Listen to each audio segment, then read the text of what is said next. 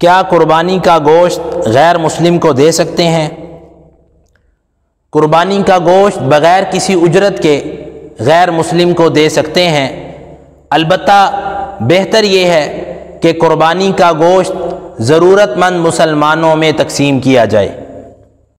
مفتی صاحب، اگر پیروں میں موزے پہنے ہوئے ہوں تو کیا ایسی صورت میں بھی پینٹ یا شلوار ٹخنوں سے اوپر ہونا ضروری ہے؟